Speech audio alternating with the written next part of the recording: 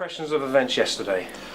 Well, I suppose there were two sets of events yesterday. There were those events in the Chamber which saw us looking at the how we fund universities and our higher education system into the future, and of course there was the activities outside, the protest, the rightful legal protest by students who wanted to make their voice heard, and of course there was an element of that that was unfortunately had other views and wanted to turn it into a riot and demonstrate violently, and I think that was quite shocking for everyone who saw it, and I hope everyone would want to condemn the violence, certainly towards the Prince of Wales and his wife, and that was, I was utterly shocked at that.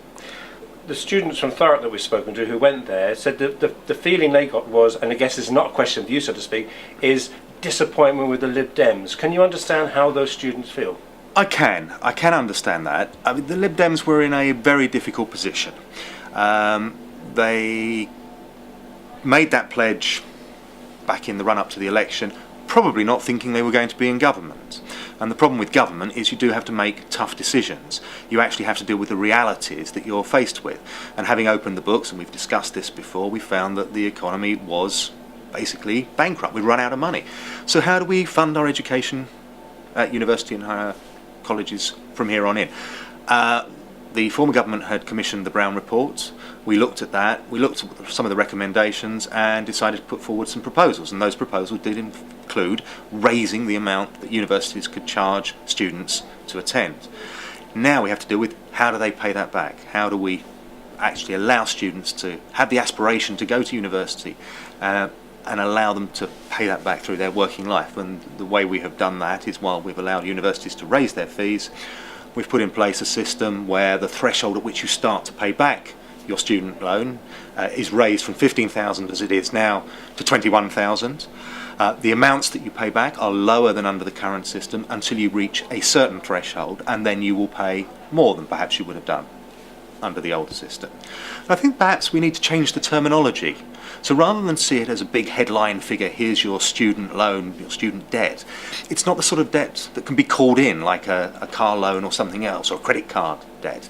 This is something which you will pay back at a certain rate depending on what you're earning, and when you're not earning you won't be paying it back.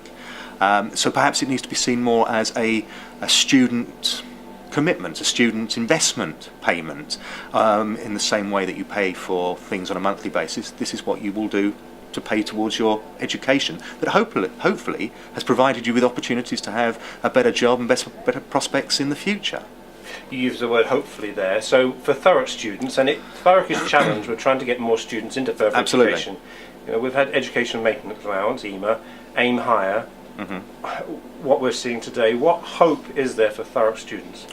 Well, I think the hope is that we are putting more money into education, into universities. We've made it very clear that we want our universities to take people from all backgrounds, but especially from poorer backgrounds, when we want to see an improvement in that.